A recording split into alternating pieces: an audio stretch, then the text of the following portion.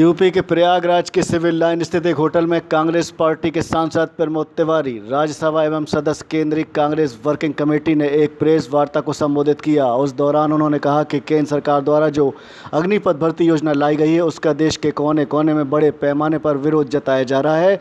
युवा सड़कों पर हैं, उनमें भारी रोष पनप रहा है। कांग्रेस पार्टी युवाओं की मांग का समर्थन करती है और उनसे अपील करती है कि युवा शांति और संयम का रास्ता अपनाएं।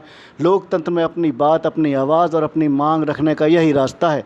सांसद ने कहा कि अग्निपथ भर्ती योजना न तो राष्ट्र की सुरक्षा के हित में है, न राष्ट्र हित में और न ही देश के नौजवानों के हित में। अग्निपथ भर्ती योजना को लाने की आवश्यकता क्यों पड़ी? भारत देश की फ़ौज दुनिया की सबसे बहादुर सेना है, जांबाज सेना है, दुनिया में उसकी सर्वोत्तम शाख है। भारतीय राष्ट्रीय कांग्रेस की तरफ से आज पूरे देश में पत्रकार वार्ता के द्वारा नौजवानों के साथ, उनके भविष्य के साथ, देश की सुरक्षा के साथ मोदी जी की सरकार जो खिलवाड़ कर रही है उसके खिलाफ जनता को बताया जा रहा है। एक बात साफ है कि कोई भी व्यक्ति जो भी काम करता है एक जॉब सेटिस्फेक्शन होता है। जब जॉब सेटिस्फेक्शन होता है तो आदमी जी जान से काम करता है, और जॉब सेटिस्फेक्शन जब होता है जब जॉब सिक्योरिटी होती है। जो इनकी वर्तमान अग्निपथ अग्निवीर की योजना है इसमें जॉब सिक्योरिटी नहीं है, और इसलिए जो भी ये लोग सैनिक तैयार करेंगे, युवाओं को लेंगे, उनके अंदर कितना जॉब सेटिस्फेक्शन होगा ये एक बहुत भारी प्रश्न चिन्ह है। दूसरी बात, नॉर्थ ईस्ट पे आज भी चीन की सेना लाखों की संख्या में पड़ी है। अभी भारत सरकार ने लगभग 1.5 लाख फौज कश्मीर की तरफ से हटा के फिर वहाँ लगाया है। चीन की सेना एक जो है प्रोफेशनल सेना है, और उनके खिलाफ, उनके लिए ये एक, जैसा कि भी प्रमोद जी ने बताया कि 6 महीने की ट्रेनिंग से ऐसे सैनिक तैयार करना ये देश की सुरक्षा के साथ खिलवाड़ है। नौजवानों के भविष्य के साथ तो खिलवाड़ है ही है। उनको जिस तरह से ठगा गया कि 2 करोड़ नौकरी देंगे सरकारी, पकौड़ा बताया। एक जॉब ऐसा है जो सेना का है कि जिसमें रेगुलर लोग रिटायर होते रहते हैं, भर्ती होती रहती है।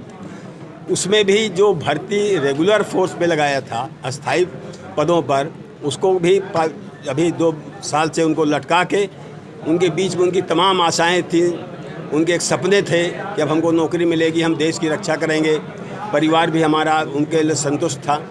आज उनके सामने भविष्य अनिश्चित हो गया है, और पूरा देश इस समय जो है नौजवान, उसका भविष्य अनिश्चित है। हमारे जो मोदी जी की सरकार है ये कंपनियों की सरकार है, और जितने भी इनके निर्णय होते हैं कंपनियों के ही फायदे के लिए होते हैं। किसान आंदोलन में 1665 टावर पंजाब में किसानों ने गिरा दिए, उनके जो दूसरे मित्र हैं उनके गोदाम लूट लिए। आज वो सब कंपनी वाले खुल के कह रहे हैं कि इनको हम अपने यहाँ चौकीदार बना के रखेंगे। तो देश का नौजवान सैनिक बनना चाहता है, शहीद होना चाहता है, चौकीदार बनाना उसके कोई जो है नियत नहीं है।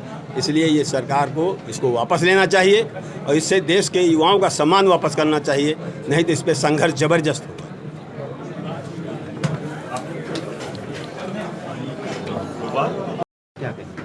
अग्निपथ जो योजना लाए हैं मोदी जी, ये नौजवानों के हित के खिलाफ ही नहीं है, ये भारत राष्ट्र के हित के खिलाफ है। भारतीय सेना को कमज़ोर करने की साजिश है, उसमें इन्फिल्ट्रेट कराए जा रहे हैं अपने लोग। ये एक बहुत खतरनाक प्रयास हो रहा है।